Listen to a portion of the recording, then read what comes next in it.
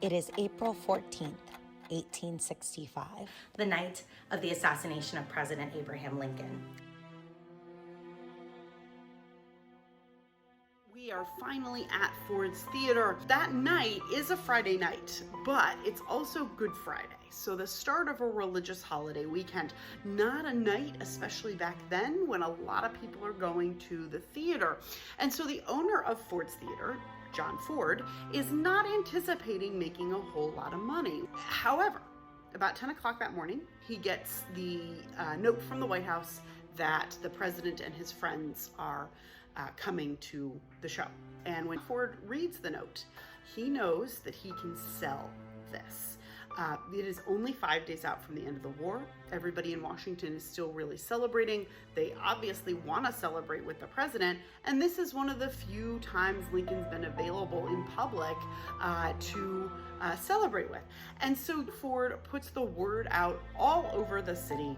He puts it in the newspapers, he hands out flyers, he tells everybody who will listen that the president is coming to the show that night, hoping to get a sellout crowd at Ford's. And he does. That's exactly what happens. He has to bring in extra chairs and benches to accommodate the overflow crowd that he's getting. He even decorates the balcony box above the stage.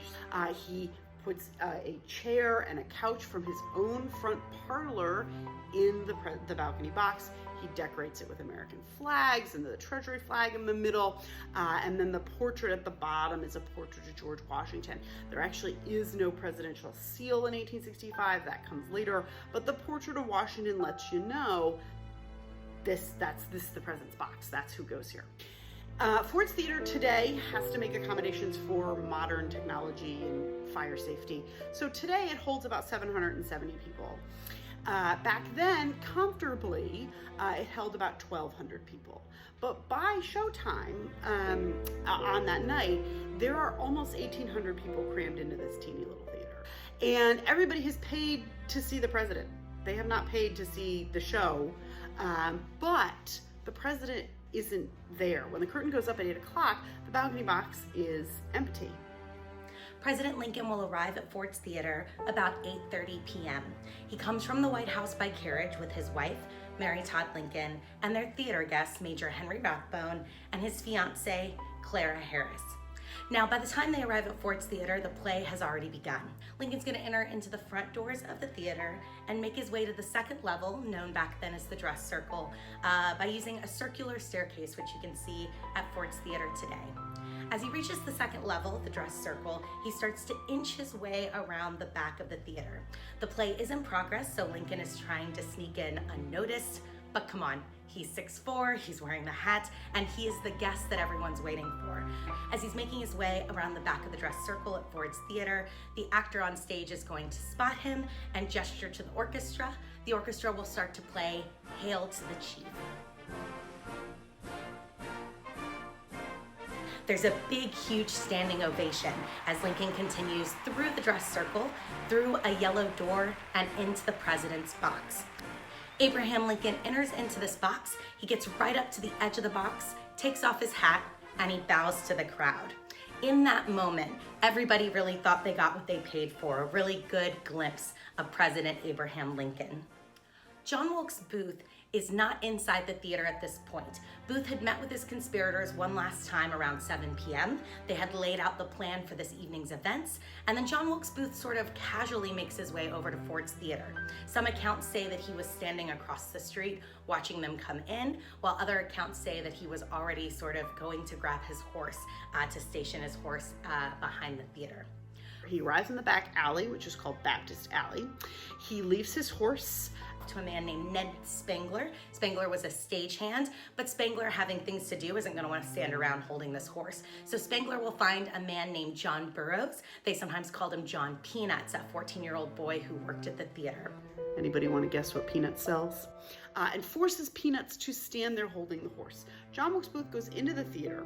Now, Booth is familiar not only with the physical space of the theater, he's also familiar with this play. He's acted in both several times, and so he knows how things go.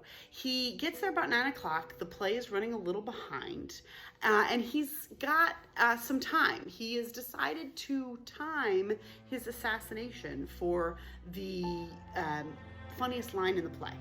His hope is that everyone in the audience will be laughing so hard that it will cover the sound of the gunshot. No one will hear it, and it'll help him to escape.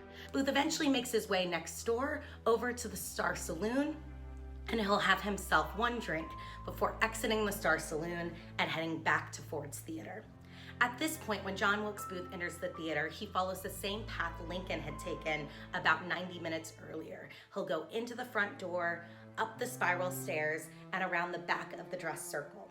Many people would say they saw John Wilkes Booth coming through the theater that evening. He was a very famous man, a very well-known actor, and there's nothing really suspicious about an actor at a theater.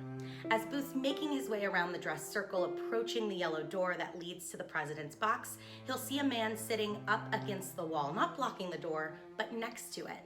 The man is Lincoln's valet, a man named Charles Forbes. His job is to essentially take messages for the president. Booth is seen handing him a small piece of paper. To this day, we still aren't sure what that piece of paper said. Maybe it was a message, it might have been a calling card, the kind that actors would have had. Either way, Forbes is not responsible for keeping people from entering the box. John Wilkes Booth is a famous man, and Booth is going to enter into that yellow door. So John Wilkes Booth gets into the balcony box, shuts the door behind him very quietly, and then is going to jam the door shut with a piece of wood that he had hidden there earlier in that day. It was a broken piece of a music stand. The theater was tossing it out basically for trash, but Booth would take that piece of wood and quietly wedge it between the wall and the yellow door. He'll stop when the wood is blocking that door. The door will now be jammed. No one will be able to follow Booth in from the audience. All that separates Booth from the president at this point is a single wooden door that has a hole drilled into it. Booth is going to wait. On stage, there's an actor. His name is Harry Hawk. He plays the American cousin from the title of the play.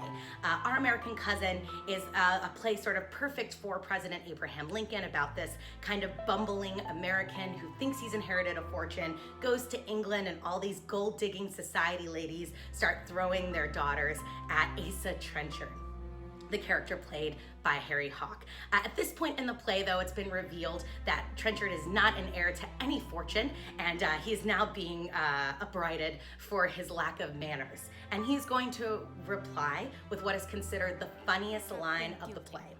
Don't know the manners of good society, eh? Well, I guess I know enough to turn you inside out, old gal. You sock-dologizing old man-trap. 1,700 people roar with laughter. There's a huge response from the crowd. Harry Hawk is alone on stage, basking in the response. President Lincoln is seen leaning forward. It looks as though he's looking down into the orchestra pit or into the audience. In the midst of the laughter, as everybody's laughing at the funny line, John Wilkes Booth walks up behind the president. And he's at point blank range. He is not gonna miss. He takes his single shot Derringer pistol and fires into the president's head. The .44 caliber bullet enters Lincoln's head. Lincoln sort of jerks to the right. He's laughing, and so he kind of makes a jerky movement at the last moment. The bullet enters behind his left ear, travels through his brain, and lodges behind his right eye. Lincoln is going to then slump forward unconscious. That is the beginning of the end. Lincoln does not regain consciousness. On the far end of the box is Major Henry Rathbone. He immediately realizes what's happened. He would say later he doesn't even hear the gunshot. He sees the smoke from the pistol and knows immediately that there's something wrong. As he leaps up, Booth is prepared to fight his way out. He also has a dagger in his hand, and he's going to take his arm and swing it towards Rathbone. At the last minute, Rathbone does what I think anyone would do. He throws his arm up to protect his face. Booth is going to stab him in the right elbow and rip the blade up to the shoulder. Rathbone is cut elbow to shoulder all the way to the bone. He's a strapping young man, but that is quite a wound. John Wilkes Booth at this point needs to make his dramatic escape. Now, he is obviously not planning on going out the door. He's barred that shut. He is an actor. He's dramatic. Everything is done for maximum dramatic impact. John Wilkes Booth is going to leap from the balcony box onto the stage below. It's about a 13-foot jump, but Booth is 26. He's athletic. He is confident in his ability to do this. But two things change this equation. The first is, at the last moment, Henry Rathbone kind of gathers his strength and lunges at John Wilkes Booth. He catches the sort of hem of his jacket, throwing Booth off balance. What he's not accounting for, though, is the decoration, that flag and picture frame on the front. As he jumps, his left leg's gonna get a little tangled and caught, and when he lands, he knows immediately that something's not right. We believe this is likely where he breaks his left leg. Most people in the audience have no idea what's going on. They're still reacting. This psychologizing old man trap. And John Wilkes Booth, a very famous actor, appears. Now, he's not feeling any pain. He's got the adrenaline and the whiskey running through him. He walks to the center of the stage, brandishes the bloody knife to show the crowd, and he yells, "Sic semper tyrannis!" Latin, thus always to tyrants. It's the state motto of Virginia, which had been home to the capital of the Confederacy in Richmond, and it's a line that's often attributed to Brutus. So you see who John Wilkes Booth thinks he is, this man slaying the tyrant. Some people then hear John Wilkes Booth yell that the South is avenged before he runs off the back of the stage, jumps on his waiting horse. And ultimately, John Wilkes Booth will escape Washington, D.C. that night.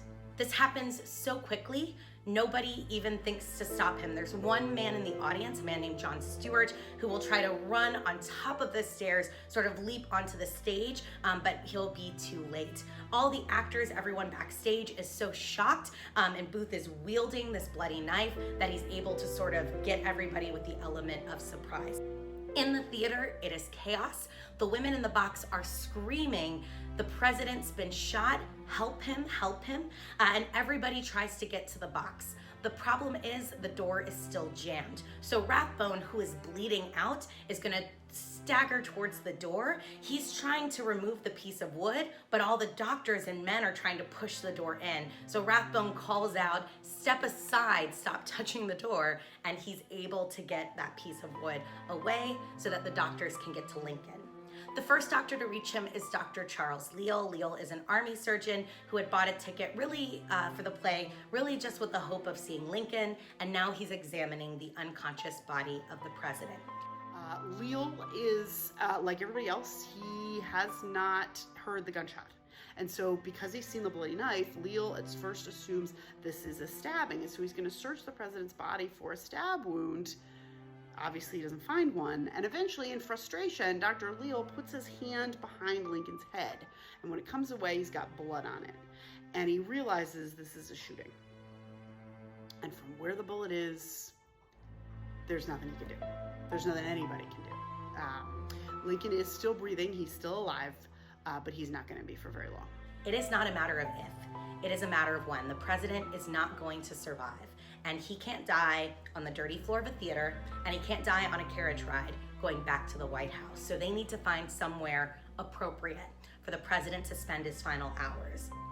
Leal and several other men will carry President Lincoln out of the theater, and as they're exiting the theater, they start looking around. They have no idea where to take him. Next door is a tavern, the Star Saloon. That's worse than dying in a theater. They're looking at a house across the street, the door is locked, and then a 3-story red brick building known as the Peterson boarding house catches their attention. There's a man named Henry Safford. He has heard this commotion and has come out on the stair, and when he sees the president's body, he cries out, "We have a room, bring him here." So they'll carry the president into the Peterson boarding house directly across from Ford's Theater. They'll take President Lincoln down the hall and they'll lay him down in the back bedroom, propping him up with pillows to make him comfortable. At the Peterson boarding house, the doctors will conduct a full examination and indeed reaffirm that the president is going to die in a matter of hours. Thank you for joining us as we tell the story of Lincoln's last day. Like everyone else, we are adjusting to this new physically distant normal that brings us all online. Our tours have always been name your own price, And if you want to support us now, you can become a patron on our Patreon page. This comes with many perks, one of which is early access to our podcast tour guide tell-all. This week's episode is all about Robert Todd Lincoln, the eldest son of Abraham Lincoln, who was there at his deathbed. Patrons will get this episode tonight. Otherwise, free episodes are released every Friday on Apple, Google Podcasts, Spotify, wherever you get your podcasts. If you want the epilogue on what happens to John Wilkes Booth, Davy Harrell, Lewis Powell, George Atzerodt, Mary Surratt, and everyone else involved in Lincoln's assassination, come join us on the Lincoln Assassination Walking Tour next time you're in Washington, D.C. 155 years ago, April 14th, 1865, was President Abraham Lincoln's last day. He'll survive the night, lying diagonally on a bed that he's too tall to fit in the back room on the first floor of Peterson's boarding house. And at 7:22 a.m. on April 15th, President Lincoln will take his final breath. When American poet and Civil War nurse Walt Whitman hears of the assassination of President Lincoln, he writes, "O Captain, my Captain, our fearful trip is done. The ship has weathered every wrack. The prize we sought is won. The port is near, the bells I hear, the people all exulting, while follow eyes the steady keel, the vessel grim and daring. But oh heart, heart, heart, oh the bleeding drops of red, where on the deck my captain lies, fallen cold and dead.